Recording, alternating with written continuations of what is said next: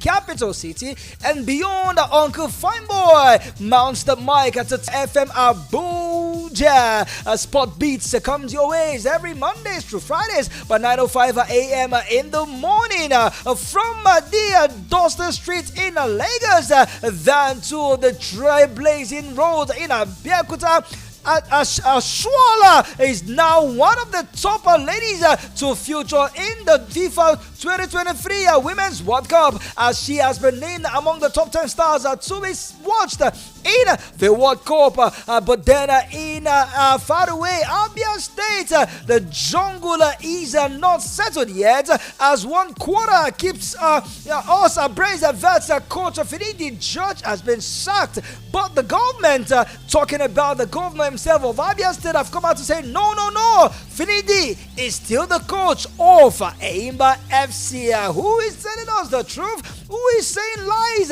All these we will get to know on the show. But meanwhile, the club owners of the Nigerian Premier League have gotten themselves a new executives, as a CAF has finally wading into the rancor going on in the camp of Eimba. Meanwhile, far away in England, Manchester United to be precise, 5 players have been shortlisted to take over the handband from former captain Harry Maguire. Meanwhile, top stars are missing as Chelsea resumes the training today with over 3 players missing in action. Far away in Saudi Arabia, one player has come out to say that no, I am not returning to European football. I am not going to the MLS. I am remaining here in Saudi Arabia because this is the best league so far. You know him, I know him. Who is he? You just have to stay tuned to find out. Meanwhile, in the 2026 Olympic Games, Olympic Commonwealth Games, I beg your pardon, Australia has pulled out. They have cancelled their preparations. Will these affect the 2026 Commonwealth Games? You'll be tend to find out why we are thinking about that. One man is still gloating over his loss over the weekend. Novak Djokovic, he has been fined for squashing his racket. All these and so much loaded on the show. In the world of transfer, it is getting heated.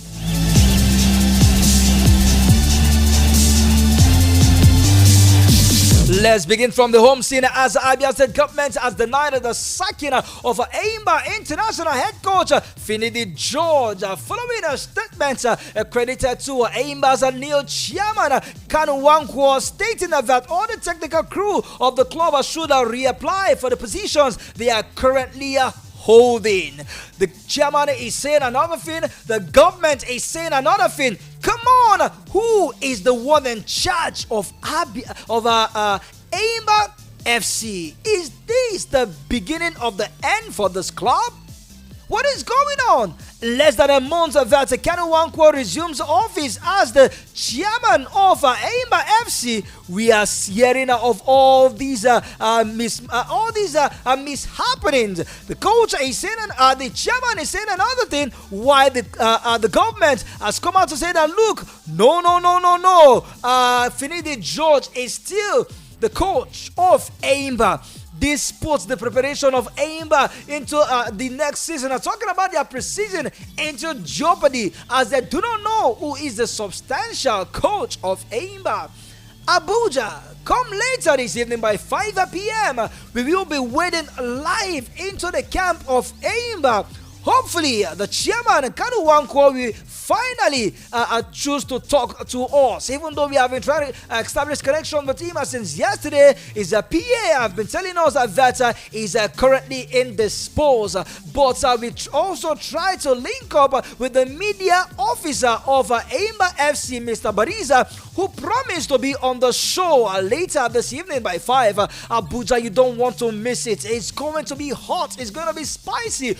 All your questions are long, bugging questions that you would love for me to ask him or ask them. Please, you can send those questions on our WhatsApp number 070 0010 961 961. Send those your questions that you would love to ask Papilo himself on 070-0010-961. Perhaps that number may be too busy for you. Why not? You can reach us on 070-3579-2743.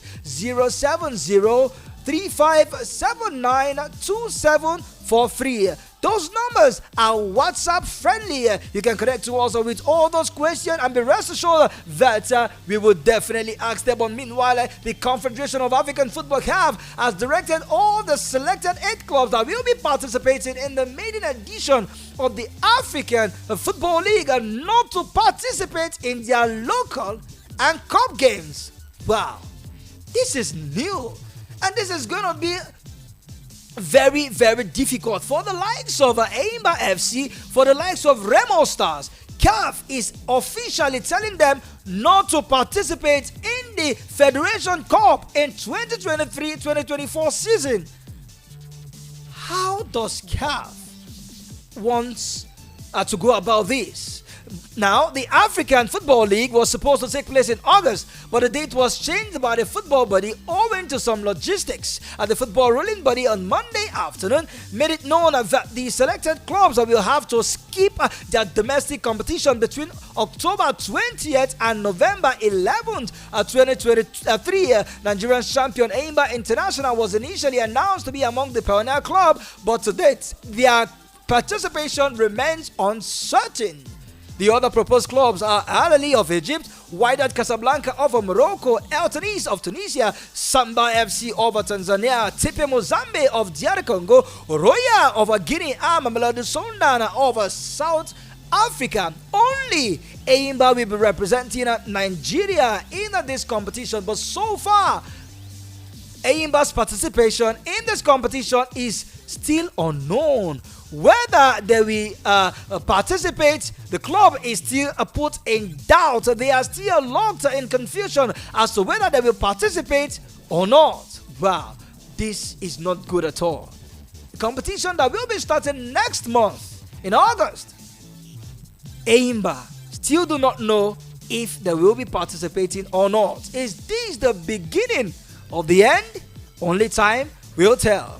Alright, let's talk more sports from the Nigerian scene now, as the president of the Nigerian Football Federation, Alhaji Ibrahim Musa Gusau, on Monday charged chairmen and members of the newly constituted board of the Nigeria National League, the NNL, and Nigeria Nationwide League, NNWL1, and the Nigerian Women's Football League, NWFL, to come up with feasible plans and marketing strategies that would take Nigeria domestic footballer to new heights. At the inaugural board inside the conference room of the NFF on Monday afternoon, Gusau also warned that the board should have clear plans on how to sustain organizations of matches and generally fulfill its responsibilities before the commencement of the new season. Yes, it's a good one.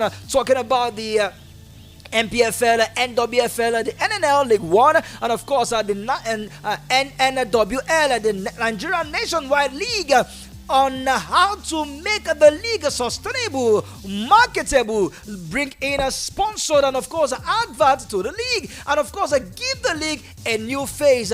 Talking about charging these member boards of these organizations for them to definitely do all it takes for the leagues to be a force to be reckoned with. These I surely agree with Alhaji Ibrahim Musa Gusau concerning what he needs to do. But as a president and chairman, you should be leading by example.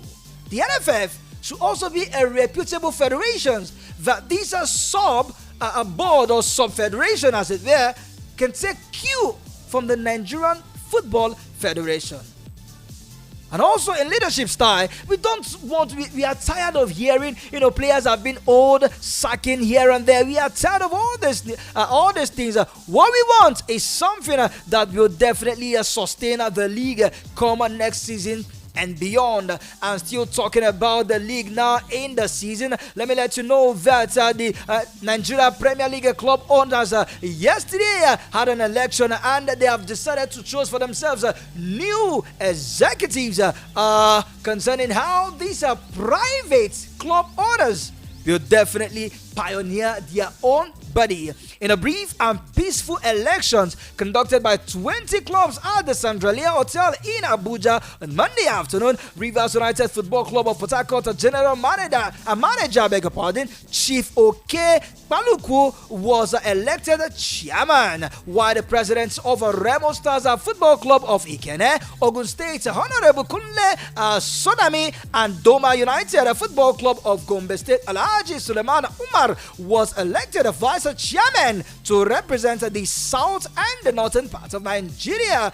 Meanwhile, Sporting Lagos Football Club of Lagos chairman Godwin Nakena emerged the association's new general secretary, while Rangers International of Enugu administrative secretary Barista Ferdinand Uguaru is the new coordinator of the board. Speaking on behalf of the news team that had a 2-year tenure, Chief Paluku promised an all-inclusive regime that will ensure that everyone's voice and suggestions will be respected. A good one for the new board. Quickly now, let me let you know that Azizat Oshola have made it to the BBC Top 10 players to be looked out for in the forthcoming FIFA Women's World Cup. The Super Falcons will receive a warm embrace by the host nation from touchdown at the team lodged at the Sofila Luxurious Hotel and nicely settled to embark on a 12 days campaign exercise before the FIFA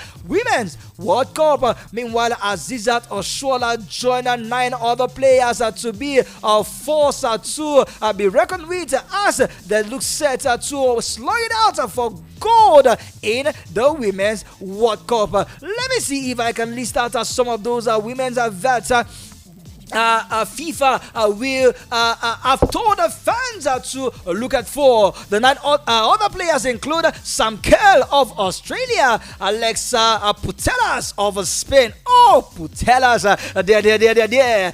Ada Hengenberg of Norway, Alex Morgan of United States, Kiera Walsh of England, Alexandra Pop of Germany, Mata of Brazil, Wendy Renard of France, and Penel Hada of Denmark makes it as the 9 other female players that have been told by BBC to also to look out for. Alright, let's quickly delve over now to the world of football, as one man has come out to say that, look, Saudi Arabia is the best and I will not leave them for any club in European football. Cristiano Ronaldo was speaking to the media after playing his first half of Al Nassr 5-0 pre-season loss to La Liga side Celta de Vigo in his native Portugal. He says, I want to return to European football. The doors is completely shut. Ronaldo said, I'm 38 years old. Also, European football has lost a lot of quality. Only valid one is a Premier League. They are way ahead of all other leagues. Wow. Did Cristiano Ronaldo just took a swipe at the La Liga? Did he just take a swipe at the German Bundesliga, the Italian Serie A, or he just took a swipe at the French Ligue 1 as a